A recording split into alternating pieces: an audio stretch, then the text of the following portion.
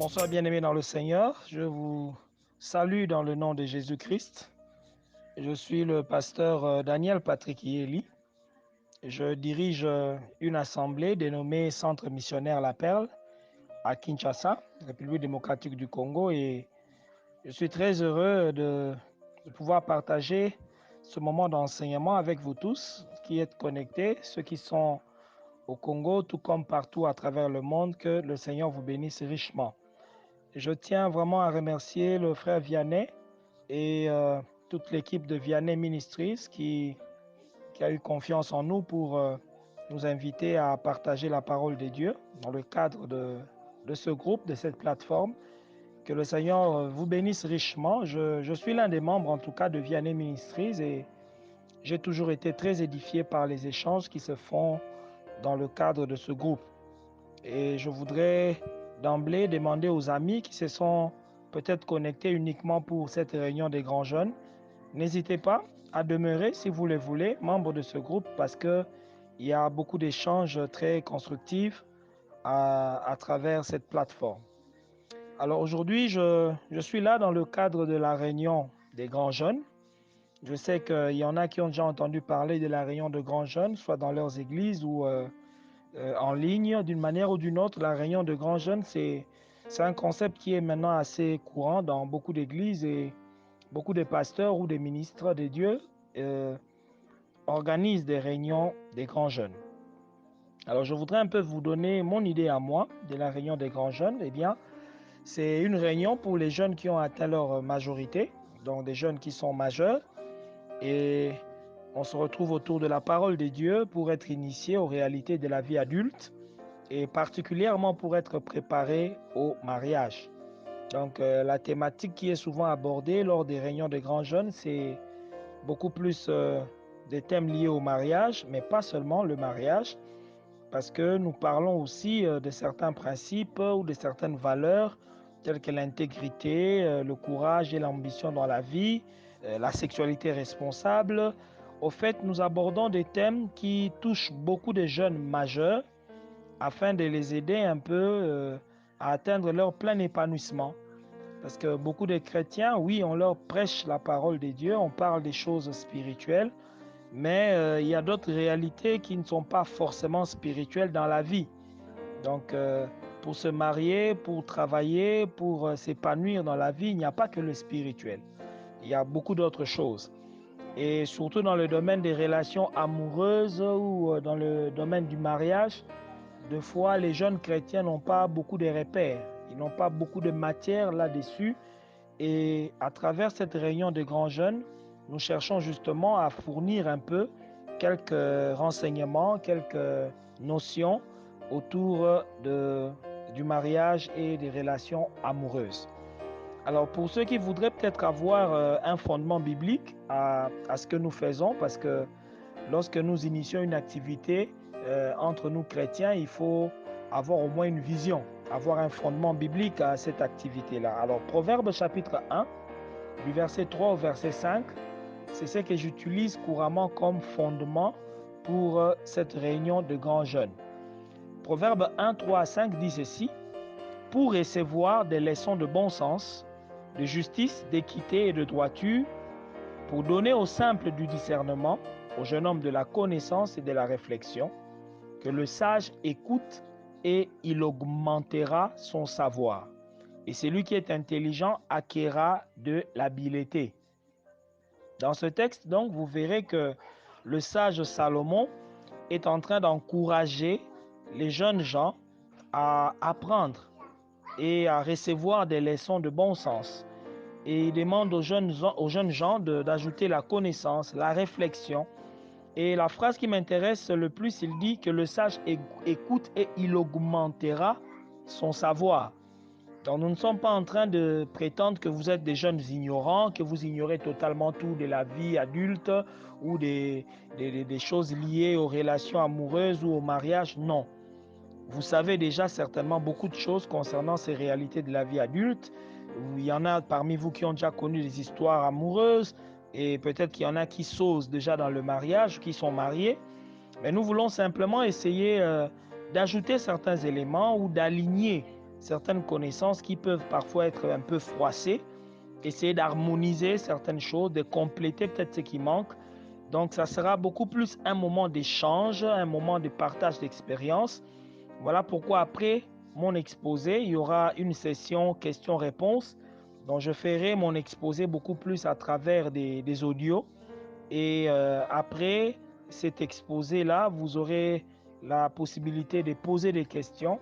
Et je souhaiterais que les questions soient de préférence écrites et de sorte que nous puissions y répondre, soit par écrit, si ça ne demande pas beaucoup de mots, ou alors je ferai aussi des voices pour répondre à chacune des questions. Voilà, que Dieu nous bénisse et nous allons attaquer immédiatement la matière du jour. Le grand thème est intitulé « Je t'aime ». Voilà, bien-aimés, nous allons lire ensemble un texte dans le livre de Juges au chapitre 16 et nous lirons le verset 15. C'est là un peu mon texte de base pour cet enseignement.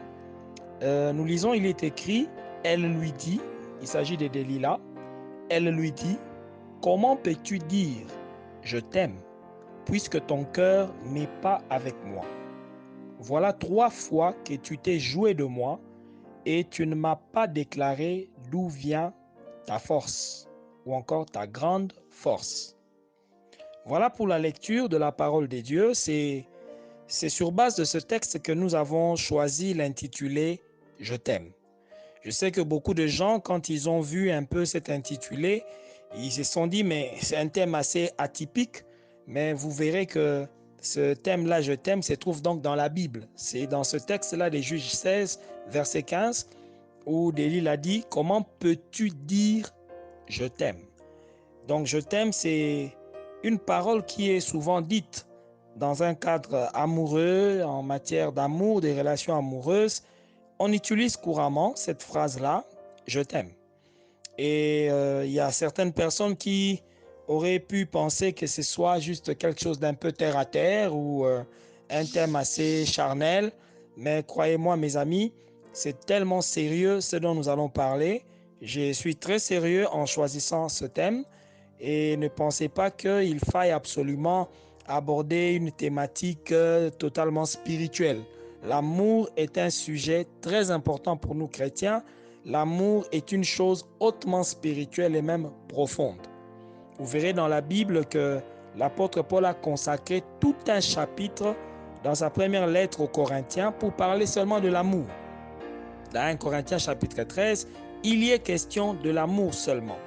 Et l'apôtre affirme dans ce texte-là, dans ce chapitre-là, il dit que l'amour subsistera éternellement, mais toute autre chose passera.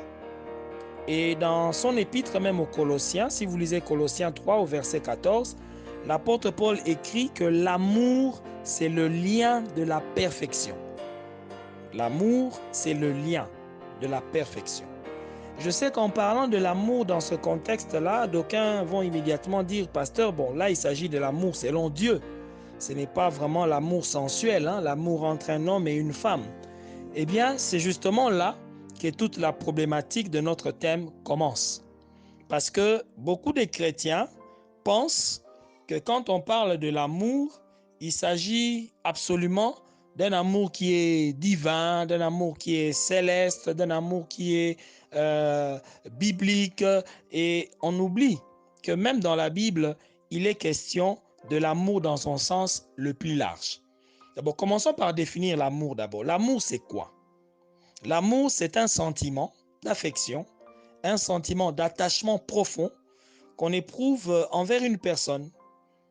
L'amour, c'est un sentiment agréable qui nous attire fortement vers une personne en vue de partager notre vie avec cette personne-là. L'amour, c'est donc un sentiment d'affection. L'amour, c'est aussi un lien affectif qui peut unir deux ou plusieurs personnes. Voilà pourquoi on peut parler soit de l'amour familial, c'est-à-dire l'amour qui unit les membres d'une même famille. On peut parler de l'amour divin, l'amour qui nous unit à Dieu ou qui unit Dieu aux hommes. On peut aussi parler de l'amour sensuel, de l'amour entre un homme et une femme. Et dans le cadre de notre enseignement, nous allons beaucoup plus nous apaisantir sur cet amour-là sensuel, cet amour qui lie un homme et une femme.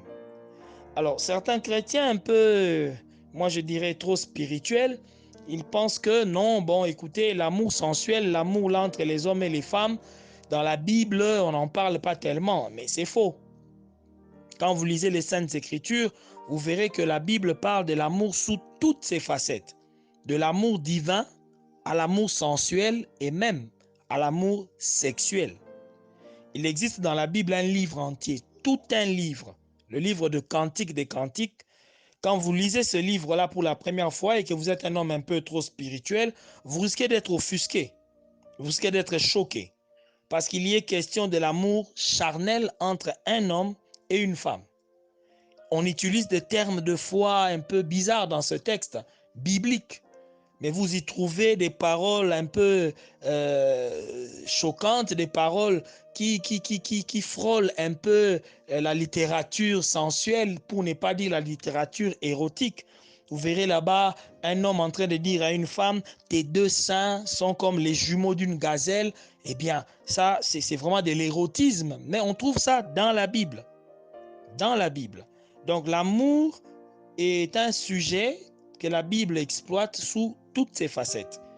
On commence par l'amour divin, on finit par l'amour sensuel et même sexuel. Donc, on est en droit de parler de l'amour, du love. En lingala, on dirait de l'olango. Entre un homme et une femme, en parler, ce n'est pas un tabou. Alors, pour aborder concrètement notre sujet, je t'aime, je voudrais vous signifier qu'il y a au moins déjà 3 choses que vous devez retenir au sujet de cette expression-là, je t'aime. C'est une expression courante au fait. Premièrement, je t'aime, c'est l'une des phrases les plus célèbres au monde. Peu importe le peuple, peu importe la race, la langue, l'âge, on retrouve toujours une expression populaire pour dire je t'aime. En Swahili, Minakupenda, on peut traduire ça dans toutes les langues du monde. On trouvera toujours une manière de dire je t'aime. I love you. Dans toutes les langues du monde, eh bien, c'est l'une des phrases les plus célèbres. La deuxième des choses que vous pouvez retenir, c'est que je t'aime, c'est l'une des 3 phrases les plus difficiles à prononcer. Les 2 autres phrases les plus dures, c'est pardonne-moi ou encore aide-moi. Il y a des gens qui ont vraiment du mal à dire pardonne-moi. Et il y en a aussi qui ont du mal à dire aidez-moi. Et il y en a aussi qui ont du mal à dire simplement je t'aime. Si vous trouvez une personne, ou vous entendez une personne dire facilement je t'aime, après juste 2, 3 rencontres, ou je ne sais pas moi, vous vous voyez seulement pour la première fois dans la rue, comme ça, et 2 minutes après, il vous balance je t'aime. Eh bien, cette personne ne réalise pas vraiment la signification profonde de cette phrase-là ou encore de cette expression-là, je t'aime. Vous le verrez dans l'histoire de Delilah ainsi que de Samson. Vous verrez que Delilah a posé une question à Samson pour lui dire, mais comment peux-tu dire comme ça, je t'aime, pendant que je suis en train de voir que ton cœur n'est pas avec moi? Au fait, Delilah a été surprise de voir un homme qui lui disait je t'aime, pendant qu'il y avait d'autres éléments, d'autres facteurs qui ne corroboraient pas à l'expression je t'aime que cet homme utilisait. Donc je t'aime, c'est une phrase normalement difficile à prononcer. La troisième des choses à savoir, c'est que je t'aime, c'est une phrase qui rend heureux, c'est-à-dire qui fait le bonheur de beaucoup de personnes, mais attention, c'est aussi une phrase qui tue et qui fait le malheur de plusieurs personnes. Les cimetières, je vous assure, sont pleins des victimes de cette phrase-là, je t'aime. Certains sont malades à ces jours. Il y en a qui souffrent de la gastrite, qui ont des problèmes de tension artérielle, vraiment malades. Alors, il y en a qui sont devenus fous, folles, dont la vie a été complètement détruite, émiettée, parce qu'un jour, soit c'est lui qui a dit à une fille « je t'aime », ou alors elle a entendu cette fille-là, quelqu'un lui dire « je t'aime », et rien qu'à cause de cette phrase, la vie de cette personne est partie en fumée. Il y en a qui sont devenus très heureux parce qu'on leur a dit « je t'aime », Mais il y en a qui sont devenus aujourd'hui très malheureux parce qu'un jour on leur a dit « je t'aime ». L'amour bien-aimé dans le Seigneur, selon la Bible, c'est un sentiment très fort. Salomon dit dans Cantique des Cantiques, chapitre 8, 6 à 7, il dit que l'amour est plus fort même que la mort. Imaginez, l'amour est plus fort que la mort. C'est par amour au fait que Dieu a ressuscité son Fils d'entre les morts. C'est l'amour qui a vaincu la mort lors de la résurrection de Jésus. Eh bien, cela s'explique aussi même dans notre vie, la vie des hommes. Attention à l'amour. Attention à cette phrase-là, je t'aime. Parce que cette phrase-là peut sauver une vie, tout comme cette phrase-là peut détruire une vie. Chacun de nous aime qu'on lui dise cette phrase-là, je t'aime. Ça fait du bien. Mais tout le monde, malheureusement, ne donne pas à cette petite phrase le même sens ou la même signification. Voilà pourquoi quand on dit je t'aime, eh bien, en théorie, c'est bien, c'est agréable à entendre, mais dans la pratique, parfois, ça devient nuisible. Dans la pratique, parfois, ça ne fait plus vraiment du bien d'entendre quelqu'un dire « je t'aime ». Nous ne donnons pas souvent tous la même signification au mot « amour » ou encore à l'amour dans tous les sens. Dans la pratique, chacun de nous conçoit et vit l'amour à sa manière. Et c'est ce qui fait que l'expression « je t'aime » aussi, selon les personnes, peut avoir plusieurs sens. Et lorsque j'ai intitulé cet enseignement « Je t'aime », je voulais que chacun de vous puisse comprendre ou analyser quel est son entendement de la phrase « Je t'aime ». Chacun l'utilise à sa manière et vous verrez que cette expression-là peut être comprise de différentes manières. La première manière, c'est celle-ci. Pour certaines personnes, « Je t'aime » veut dire simplement « Je veux avoir une aventure avec toi ». Et là, c'est surtout le propre des garçons. Mes chers frères, excusez-moi, je ne suis pas en train de détruire comme on dit en lingala, je ne suis pas en train de détruire les deals que certains veulent peut-être faire ou ont déjà fait, mais je t'aime pour certaines personnes signifie simplement je veux avoir une aventure avec toi. Beaucoup de gens, quand ils disent je t'aime, eh bien, ils devraient normalement à cette place-là dire tu me plais, ou encore dire simplement je veux passer du bon temps avec toi. Je veux avoir du plaisir avec toi. Parce que l'idée derrière la phrase « je t'aime » pour certaines personnes, c'est simplement de flirter, d'avoir une aventure d'un soir. On va à une fête ou on va en boîte et puis après la fête, on a envie de s'amuser un peu avec une fille, avec un gars, de passer un peu un bon moment ensemble, de se toucher, de se caresser, de flirter, des choses comme ça. Mais vous allez voir quelqu'un qui ose dans de telles circonstances où il veut flirter et il dit à une fille « je t'aime ». Ou encore la fille dit au garçon « tu sais quoi, je t'aime ». On va en week-end ou on va s'amuser un peu à la plage ou c'est pas moi au bord d'une rivière, on va à la piscine et on est en excursion ou lors d'un voyage de courte durée et puis on a envie de se détendre un peu, de se relaxer, on prend un verre et puis quand on devient un peu détendu là et on commence à s'amuser et dans cet amusement là, on prend un peu de plaisir et boum, quelqu'un lâche « je t'aime ». Bien-aimé, c'est vraiment un leurre que de croire en une phrase « je t'aime » qui est lâchée dans des moments comme ceux-là. Eh bien, beaucoup de gens qui viennent par exemple en vacances ici à Kinshasa, surtout nos frères, nos amis de la diaspora, parfois ils viennent à Kinshasa et il a envie de s'amuser un peu, de retrouver un peu les anciens amours, hein, donc les anciennes relations, et puis il débarque et il lance comme ça une jeune fille « je t'aime ». Et pourtant, en Europe ou aux États-Unis, là où la personne vit, il est vraiment casé, marié, des enfants et tout. Mais il balance « je t'aime » tout simplement parce qu'il a envie de passer du bon temps.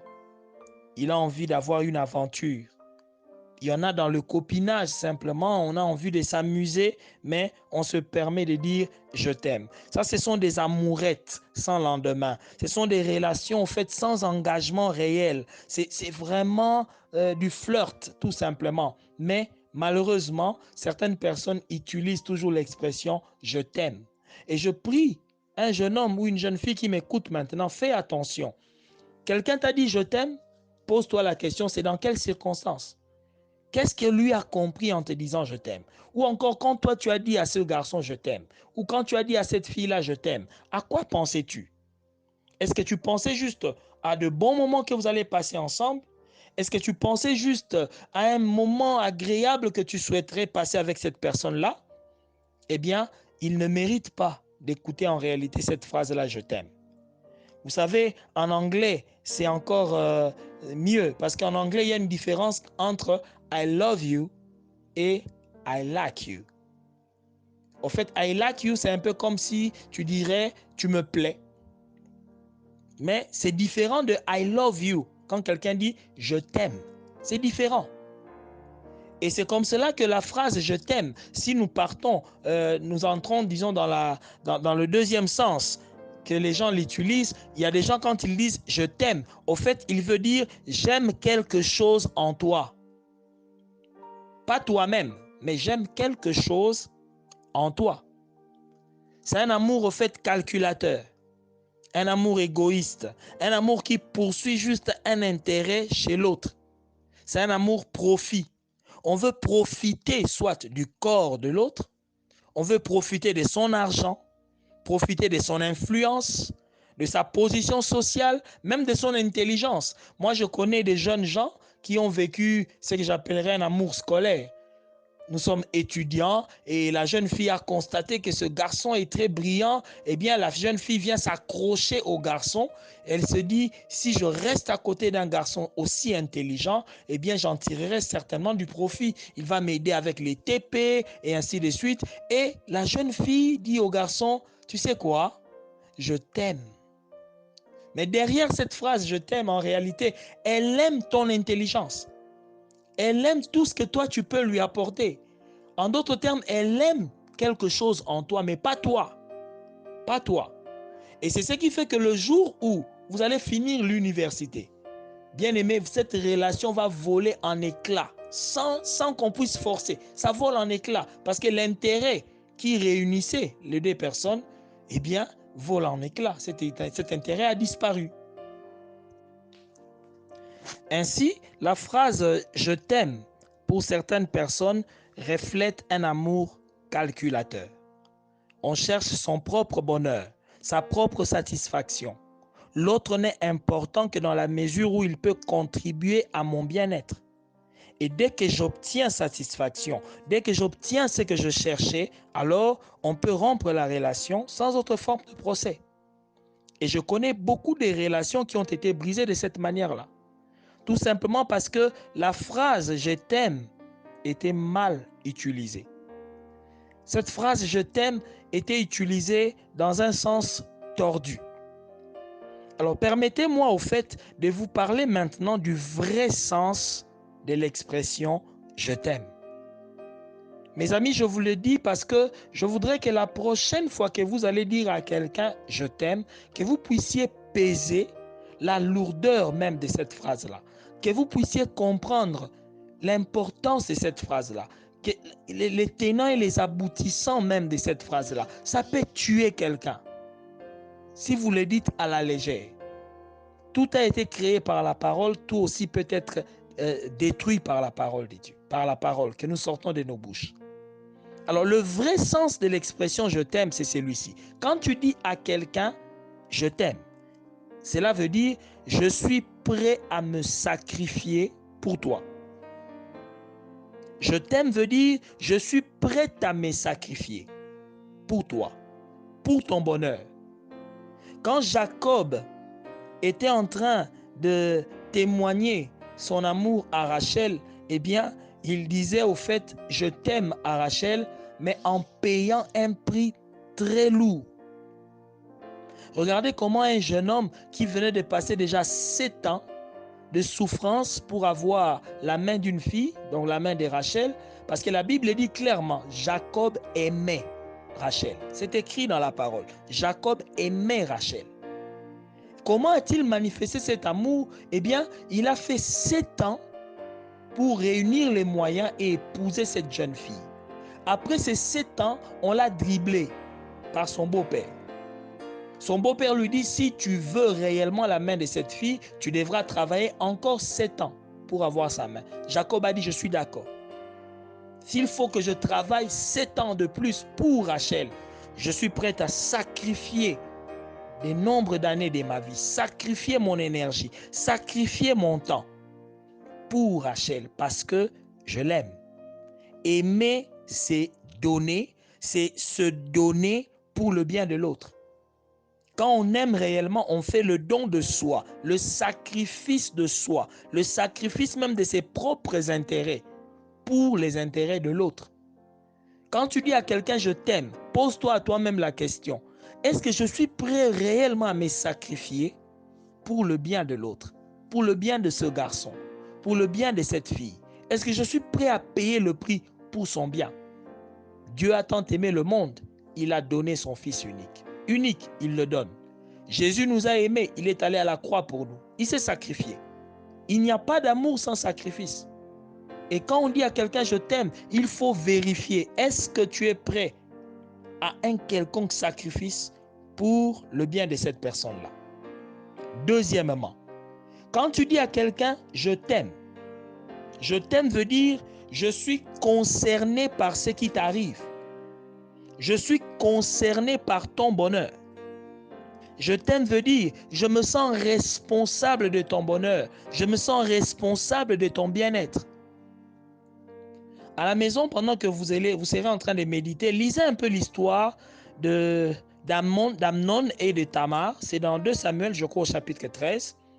Prenez le temps de lire un peu l'histoire qui est arrivée entre Amnon et Tamar. Ce sont en fait des 2 enfants du roi David.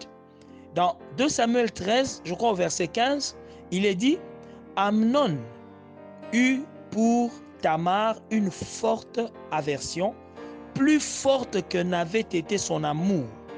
Et elle lui dit, lève-toi, va-t'en. » Au fait, dans cette histoire, vous verrez que Amnon était tombé fou amoureux de sa demi-sœur Tamar. Il était tellement amoureux de sa demi-sœur qu'il en a perdu l'appétit. Il n'arrivait pas à manger, il n'arrivait pas à dormir, il est devenu malade d'amour. Tout le monde pourrait dire, oh là là, quel amour, vraiment il aime cette fille, c'est magnifique. Avec les love stories aujourd'hui, les novellas, on pourrait dire, oh il est mignon, il l'aime tellement, il lui écrit des messages tous les jours, il n'arrive pas à se passer d'elle, oh il est fou amoureux. C'était une idylle, un vrai conte de fées. Mais vous savez quoi? La Bible nous montre que le jour où Amnon a couché seulement avec Tamar, ils ont eu un seul rapport sexuel. On dit immédiatement après ce rapport sexuel, le gars là qui était fou amoureux, qui était dingue d'amour pour cette fille, qui était malade d'amour pour cette fille, il eut de l'aversion, on dit une forte aversion. Il a haï cette fille immédiatement après le rapport sexuel. Il a haï cette fille et la Bible dit que sa haine était plus forte même que l'amour qu'il avait précédemment eu pour cette fille. Comment expliquer ça? Comment quelqu'un qui la minute précédente était fou d'amour pour toi et la minute qui suit, il te hait d'une haine pure. Il a chassé cette fille pour lui, lève-toi, va-t'en, je ne veux plus te voir. Et je sais qu'il y a des jeunes gens qui ont vécu de telles situations. Vous aviez connu une idylle, un amour apparemment de conte de fées. Et la minute d'après, vous vous êtes haïs au point que vous vous êtes donné des coups, vous vous êtes fait mal comme pas possible. Posez-vous la question. Le je t'aime là que vous vous disiez l'un à l'autre, je t'aime, chérie, je t'aime, je ne sais pas dormir sans toi. Eh bien, cet amour-là n'était pas un amour vrai en réalité. C'était un amour où on ne se sentait pas vraiment responsable du bonheur de l'autre. Parce que Amnon, lorsque Tamar lui a dit, écoute, ne me viole pas, tu n'as pas besoin de me brutaliser pour me faire l'amour. Tu n'as qu'à demander à mon père, le roi, l'autorisation de me prendre pour femme. Je serai pour toi, je serai à toi entièrement. Il ne savait plus attendre. Amnon était fou non seulement d'amour, mais il était aussi fou d'excitation, fou de passion. Et il y a beaucoup de jeunes gens qui confondent l'excitation, la passion à l'amour. Ma sœur, pose-toi un peu la question. Le gars là qui te dit je t'aime, est-ce qu'il sait où est-ce que tu étudies seulement? Il sait ce que tu fais à l'université? Est-ce qu'il connaît les ambitions que tu as dans ta vie? Est-ce qu'il a déjà eu le temps de te poser la question un peu, de lui parler de ta famille? Est-ce qu'il a au moins demandé un peu, tu choses quel numéro, quelle est ta couleur préférée? Est-ce qu'il s'intéresse au moins aux choses qui t'intéressent toi? Est-ce que si tu rates un cours à l'école, ce garçon-là, il te reproche? Frère, cette fille-là, lorsque tu fouilles un peu le boulot où tu n'es pas actif, est-ce que cette fille-là te motive? Est-ce qu'elle est préoccupée par ton épanouissement, par ton progrès dans la vie? Si cela n'est pas le cas, même si elle te dit 1000 fois je t'aime, fais attention. Cette personne-là ne se sent vraiment pas responsable de ton bonheur ni de ton bien-être.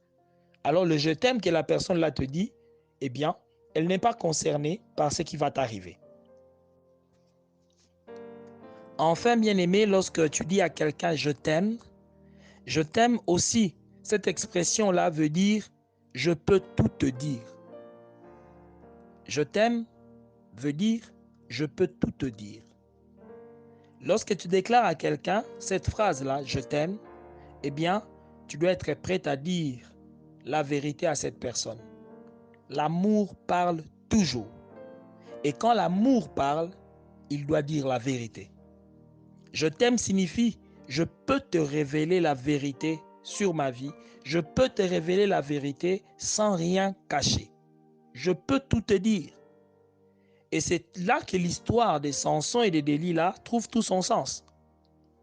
Delilah, écoutez Samson lui dire je t'aime, je t'aime. Mais Delilah s'est posé la question, il dit mais comment peux-tu dire je t'aime? Mais ton cœur n'est pas avec moi. Comment cette femme pouvait dire à Samson ton cœur n'est pas avec moi? Eh bien, elle explique, elle dit voilà 3 fois que tu t'es joué de moi et tu ne m'as pas déclaré d'où vient ta grande force, ou encore tu ne m'as pas déclaré la vérité. Et c'est ici que beaucoup de jeunes gens ne sont pas pragmatiques. Ma sœur, un homme qui te dit je t'aime, mais à plusieurs reprises, il s'est joué de toi. À plusieurs reprises, il ne te dit pas la vérité. Si vous êtes encore des proposés, si vous êtes encore tout au début d'une relation, vous vous fréquentez, ma sœur, fais très attention. Parce que si il ne te dit pas la vérité dans d'autres choses, cela veut dire même le je t'aime là qu'il prononce, ça peut ne pas être aussi la vérité. Il peut peut-être dans son cœur aimer quelqu'un d'autre. Quelqu'un qui t'aime s'efforcera toujours de te dire la vérité. C'est vrai, dans le contexte de Samson, Delilah était une femme qui cherchait juste à séduire Samson pour chercher comment les détruire. Oui, il y a des femmes méchantes, mauvaises dans ce sens-là. Mais je voudrais que vous preniez un peu ce contexte autrement. Que vous compreniez que il est impossible de dire à quelqu'un « je t'aime » sincèrement et mentir à la même personne pour ce qui concerne les autres choses. Une fille qui dit à un homme « je t'aime »,« je t'aime chérie, je t'aime », mais elle est incapable de te dire la vérité sur la destination même où elle va. Elle sort pour aller à Binza, c'est-à-dire dans une commune X, mais elle te dit qu'elle va dans une commune Y. Et tu arrives à comprendre que non, elle n'était pas allée là où elle t'a dit qu'elle allait. Elle ne faisait pas ce qu'elle t'a dit qu'elle faisait. Elle a menti. Il a menti. Et Delilah a été claire. Elle a dit, voilà 3 fois que tu t'es joué de moi. 3 fois que tu m'as menti. Alors je ne crois pas que ton cœur est avec moi. Le je t'aime de Samson ne venait pas du cœur. Pourquoi? Parce qu'il disait des mensonges. Quand quelqu'un ne te dit pas la vérité dans les autres points de votre relation, eh bien, cette personne-là, même si elle te dit je t'aime du matin au soir, comprend simplement que cela ne vient pas de son cœur. Et il faut faire très très attention à cela. Je t'aime veut dire je peux tout te dire. Quand on aime quelqu'un, on lui dit la vérité sur sa vie. On exprime clairement ce qu'on a sur le cœur. On échange clairement sur tout ce qui concerne votre vie, votre relation. On parle ouvertement. On ne joue pas à cache-cache. L'amour est inséparable de la vérité. Mes amis, la Bible dit, il vaut mieux encore un pauvre qu'un menteur. En amour, il vaut mieux un pauvre qu'un menteur. Ma sœur, quand un homme te ment une première fois, une deuxième fois, une troisième fois, il ne te dit pas la vérité, fais attention. Fais attention, il n'est pas crédible. De la même manière, quand une fille aussi te ment, elle ne dit pas la vérité, même pour des petites choses, elle a toujours tendance à mentir. Peut-être qu'elle joue aussi la comédie lorsqu'elle te dit « je t'aime ». Bien-aimés dans le Seigneur, je tenais aujourd'hui à vous interpeller, vous d'abord personnellement, ne dites jamais « je t'aime » sans tenir compte des éléments dont nous avons parlé. Je t'aime veut dire « je suis prêt à me sacrifier pour toi ». Je suis concerné par ce qui t'arrive. Je peux tout te dire. Mais lorsque tu dis « je t'aime », dans le sens que j'aime juste quelque chose en toi et non toi-même, ou encore je cherche juste à avoir une aventure avec toi, alors bien aimé, vous n'êtes pas sincère dans votre amour. Et vous aussi à qui on a dit « je t'aime », eh bien passez un peu le « je t'aime » là à la loupe. Sur base des éléments qu'on a fournis aujourd'hui, essayez de vérifier, est-ce que le « je t'aime » qu'on t'a dit est réel? Le « je t'aime » qu'on t'a dit est sincère? Parce que si ce n'est pas sincère, demain, le même « je t'aime » là peut te provoquer des maladies, peut te causer des insomnies, peut te causer des problèmes. Voilà, bien aimé dans le Seigneur, ce que je voulais partager avec vous.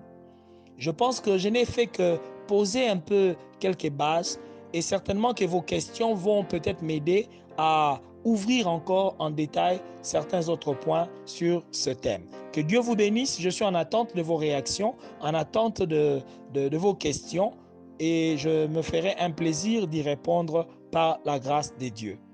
Que Dieu vous bénisse.